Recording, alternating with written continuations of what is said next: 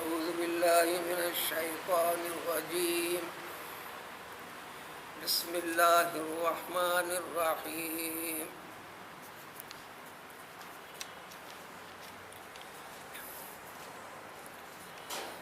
وإذا قيل لهم ماذا أنزل ربكم قالوا أساطير الأولين ليحملوا أوزارهم كاملة يوم القيامة ومن أوزار الذين يضلونهم بغير علم ألا ساء ما يزرون.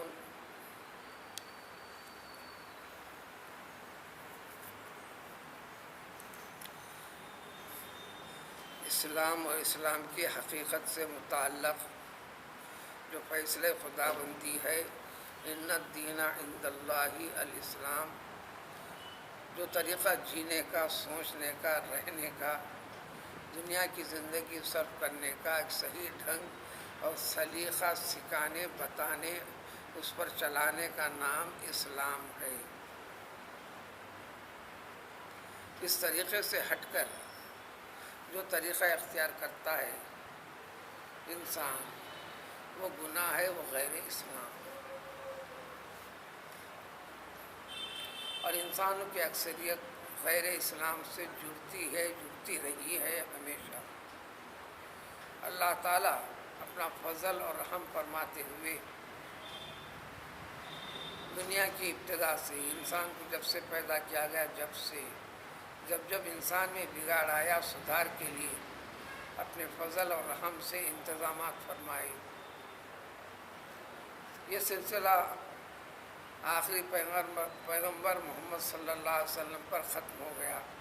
قیامت تک کے لیے اسی کو بنیاد قرار دے دی گئی. اسی کا نام ہے کلام پاک. جس وقت کلام پاک نازل ہوا تھا، اس وقت بھی دین اسلام کی مخالفت کرنے والے، اسلام سب سے پہلے کچھ بھی کرو، کیسے بھی رہو، کیسے بھی زندگی گزارو، ایک بات ذہن میں رکھو، تمہیں جیسا تمہارا وجود نہیں تھا، اللہ نے اپنے مرضی سے تمہیں وجود بخشا، پیدا فرمایا، حیات دیا، حیات کو باقی رکھا، اس کے لیے ساری چیزیں دے رہا ہے. تم خود مشاہدہ بھی کرتے ہو، کسی کو رہنا نہیں ہے، سب کو مارتے ہیں، ہلاک کرتے ہیں، موت آتی ہے، موت دیتے ہیں. لیکن بات یہیں پر تمام نہیں ہو جاتی. اس کے بعد، مرنے کے بعد اٹھائیں گے، یہ بہت آسان ہے اللہ کے لیے. کہ یہ نہیں سوچنا کہ انسان زمین کے ذرات ہونے کے بعد پھر کیسے پیدا کیا گیا، کیسے اٹھایا گیا، جبکہ کچھ نہیں تھا تو کیسے کیا. تھوڑی سی تفصیل اس سے متصل گزری ہوئی آیت میں تھی، اور انہیں بتلا دیا گیا تھا کہ دیکھو، احکام خداوندی طریقہ اسلام کے ماننے میں تم تکبر کر کر، اپنے آپ کو اس سے اونچا سمجھ کر اس کی حقارت نہیں کرنا. یہ حقارت کرتے رہیں. اب اس منظر پہ موجودہ دور میں بھی چلے جائیں، بالکل ایسا لگے گا وہ اللہ تعالیٰ کا حکم آج کی دنیا کے انسانوں کے لیے، آج کے لیے نازل ہوا ہے. یہ اللہ تعالیٰ کے کلام پاک کی شان ہے. تھوڑا پس منظر تو ترجمہ آسانی سے اور سمجھ میں آئے گا، کیونکہ ابتدا ہو رہی ترجمے کی. وَإِذَا قِيلَ لَهُمْ، جب ان سے پوچھا جاتا اسلام کے بارے میں، مسلمانوں کے بارے میں، اسلام جن کے ذریعے سے پیش کیا گیا پیغمبر صلی اللہ علیہ وسلم کے بارے میں، اسلام کی حقیقت کیا ہے اس کے بارے میں، اسلام کا طریقہ کیا ہے اس کے بارے میں، آج بھی ساری دنیا کے سامنے یہ سوال ہے.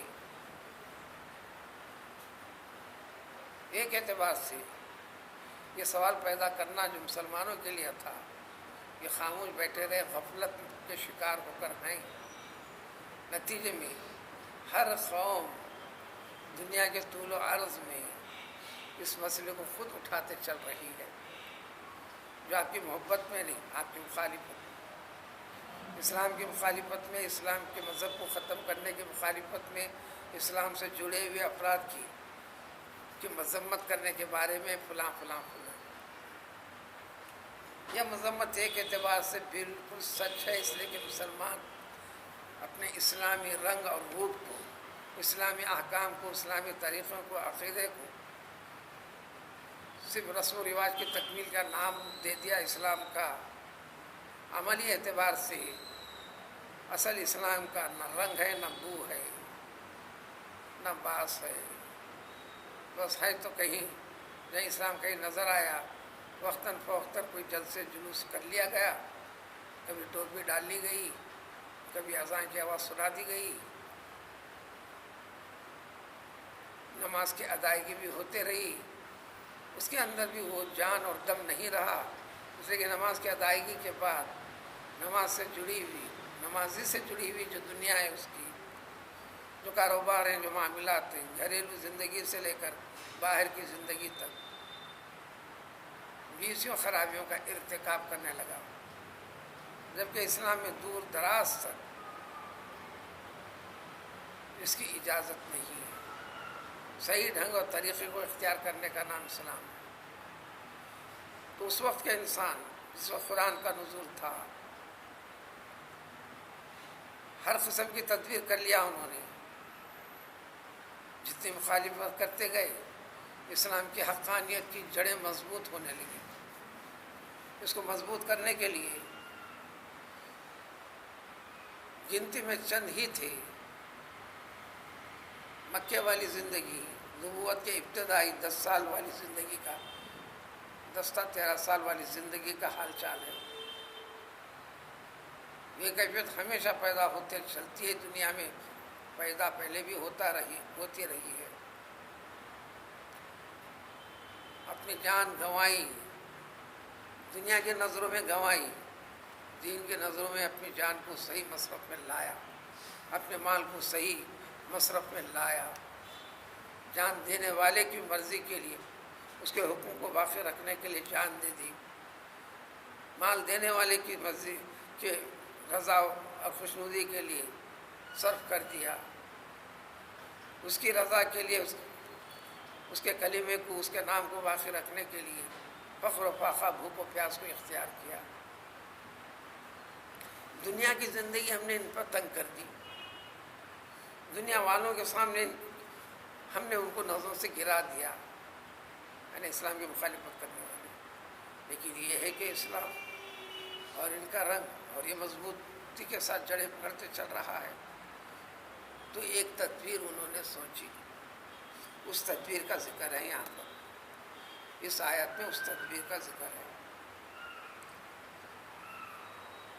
ان کے سرگرم قائدین میٹنگ کیے، میٹنگ کر مشورہ کیے کہ دیکھو مکے میں داخل ہونے کے جتنے راستے ہیں، مکہ معظمہ ہے، دنیا کے طول و عرض سے پبلک آتی ہے، خانہ کعبہ کا تقدس باقی ہے، لیکن مشرکانہ طریقے سے،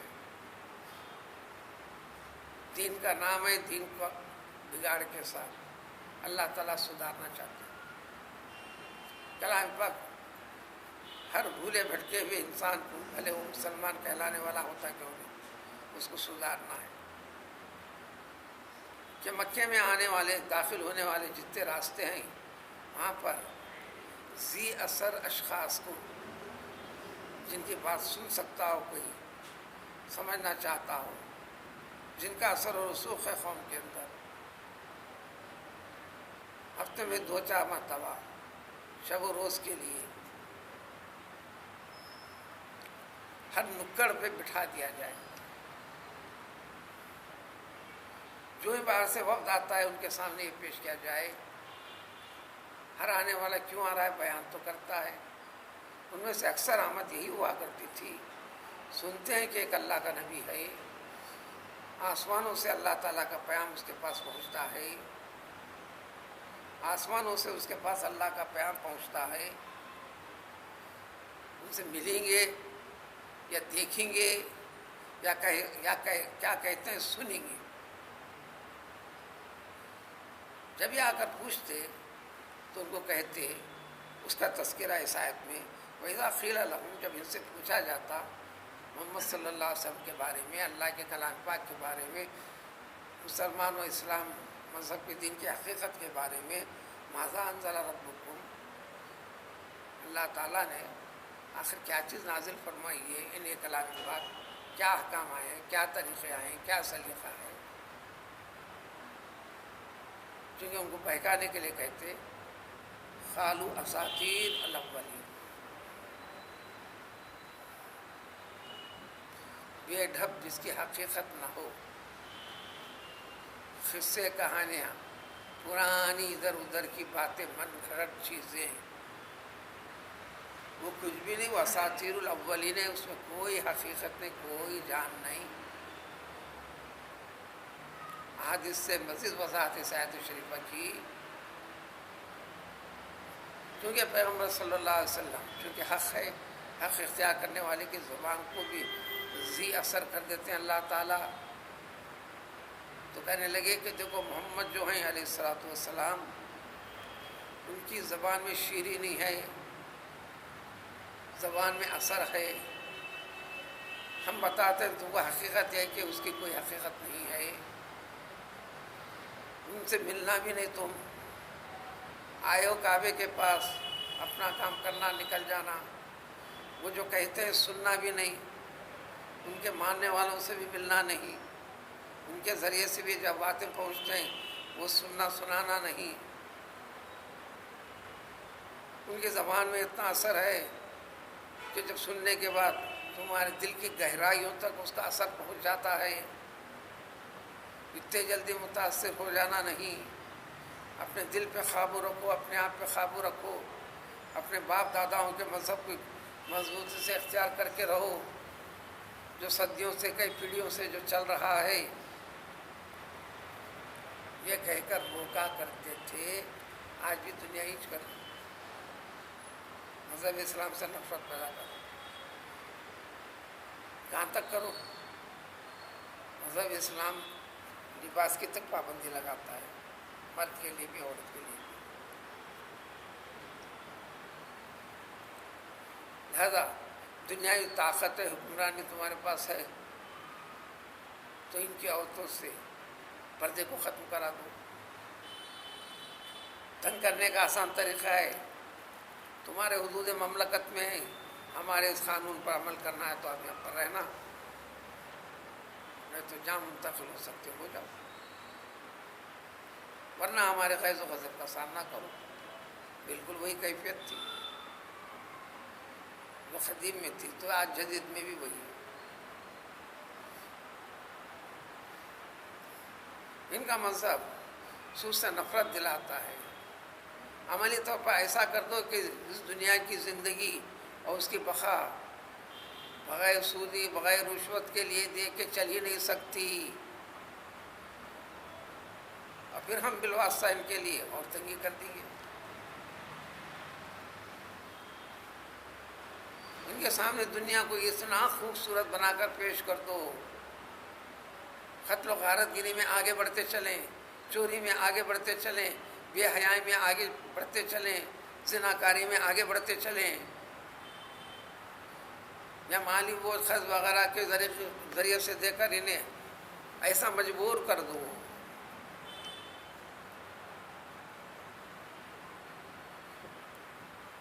اور ہم تو ان دنیا دار ہمارے لیے اب نہیں.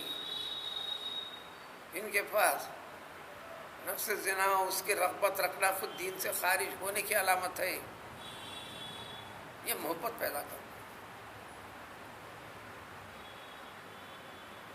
ہر آیت و شریفہ اس کے پس منظر پہ جاتے پڑیں گے، ایسا لگے گا آج کے دور کے لیے، آج کے رہنے والے انسان کے لیے اللہ کا کلام پاک نازل ہوا ہے. یہ کلام پاک کی شان ہے، اس لیے قیامت تک اللہ تعالیٰ کا یہ کلام پاک خطہ ہے. دنیا کا سب سے بڑا حصہ، چلو لے لو ہم جہاں پر رہتے ہیں اس کے حصے میں عددی اعتبار سے بڑی بڑی بڑی تعداد ہے. پریکٹیکلی اسلامی نقطہ نظر سے نہ ہونے کے برابر، بلکہ ہم کو کہنے کی ضرورت نہیں پڑی.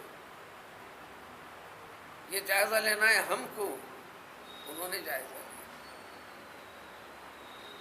بمشکل 3 تا 4 مہینے کی بات ہے، چار مینار کے پاس بھی غیر اسلامی تہذیب تقریب کے اس میں ان کے اس کو بلا کے کیا گیا. اس نے بآواز بلند صریح الفاظ میں کہا جتنے مسلمان ہندوستان میں ہیں اس میں سے 98%، 98% مسلمان ہیش نہیں. یعنی ان کی اسٹڈی میں پتہ چلا ان کو کہ اسلام اصل ہی اس کا نام ہے، یہ کیفیت کے ساتھ دکھنے والا تو مسلمان ہیش نہیں. اب رہی گی بات 2% کی جو اسلامیت کے پر مرنے جینے کے لیے تیار ہے. اس نے تو اتنا کہہ دیا کہ 98 تو ہے نہیں، مسلمان سے 2%. اب اس کا دوسرا مفہوم بولنے کی ضرورت تھی. اب ہم کو کچھ کرنا ہے تو کچھ پیچھا کرنا ہے تو ان کا پیچھا کرنا ہے.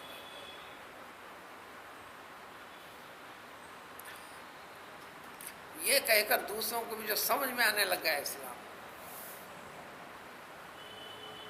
اور یہ مخالف تحریک سے بات کو سمجھ میں آتا ہے اور بہت اچھا سمجھ میں آتا ہے. جو خاندانی مسلمان ہے اس سے زیادہ اچھا سمجھ میں آتا ہے اس سے زیادہ گہرائی کے ساتھ اس کے دل کی گہرائی میں بیٹھتا ہے اسلام. تو ایسا کرنے والوں کو اللہ نے فرمایا یا دو باتیں ہوئی. ایک تو خود اس کو اختیار نہیں کرتے، اس طریقے کو پسند نہیں کرتے، اسلام سے نفرت کرتے ہیں. دوسرے یہ نفرت دوسروں کے اندر بھی پیدا کرتے ہیں. تو گناہ ایک نہیں ہوا، دو. یہ قید کلیہ ہے، وَلَا تَزِرُ وَازِرَةٌ وِزْرَ أُخْرَىٰ. گناہوں کا بوجھ، جو گناہ کیا اس کی سزا اس کو ملیں گی، اس کے گناہ کی سزا دوسرے کو نہیں. جو نیک عمل کیا اس کے نیکیوں کا اجر ثواب اس کو ملے گا، دوسروں کا نہیں ملے گا. لیکن یہاں دو باتیں ہیں. اس لیے قاعدہ بتا دیا رسول اللہ صلی اللہ علیہ وسلم نے، من سنّا سنتاً سیئۃ فعلیہ وزرها ووزر من عمل بها، اور کما قال النبی علیہ الصلوۃ والسلام. اگر یہ غلط طریقہ، غلط ڈھنگ کسی نے ڈال دیا وہ تو ہے غلط انہیں، اب دوسروں کو بھی سمجھا کہ اس کے دل و دماغ کا حصہ بنا دیا اور اس کو سن کر وہ کرنے لگا، اس کو دیکھ کر وہ کرنے لگے یا اس کی ذریت میں نسل میں کرنے لگے. وہ کر کیوں رہے ہیں؟ اس نے سمجھایا، نفرت اس نے پیدا کروایا.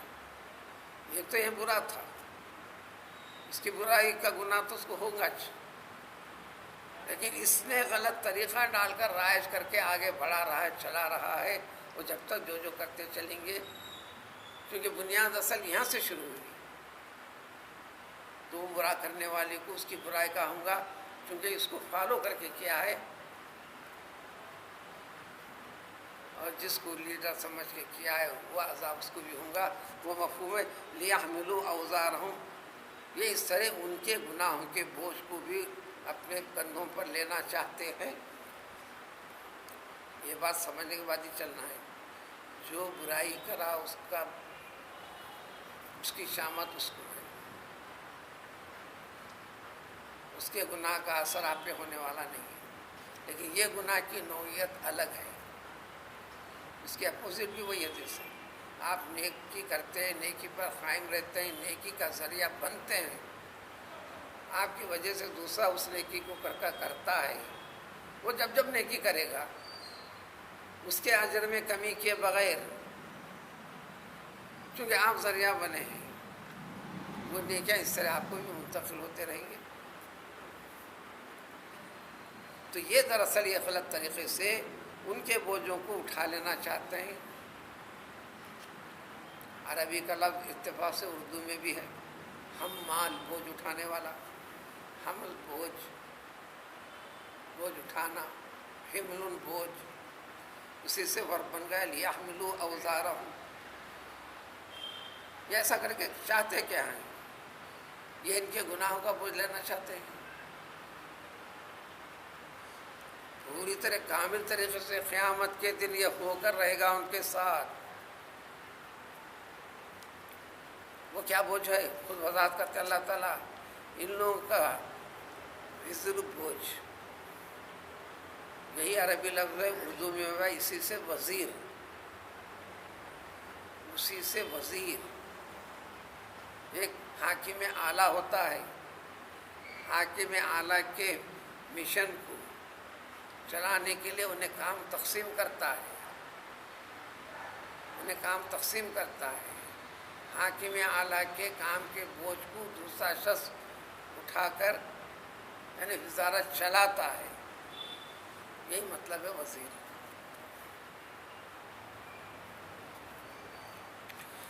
ان لوگوں کے بوجھوں میں سے یہ بوجھ ہے یعنی گناہ کہ انہوں نے ان لوگوں کو بھٹکایا بغیر علم، انجام کو جانے بغیر۔ دنیا میں بھی انجام اللہ تعالیٰ کی طرف سے ہوگا، جب ہونا سو ہو کر رہے گا، آخرت میں تو ہو کر رہے گا۔ ایسا کرنے والوں کو فرمایا اللہ نے، اللہ ساء سول برا ما یزرون، یہ برے قسم کا بوجھ اٹھا رہے ہیں، کتنی بڑی بدبختی ہے، برائی ہے۔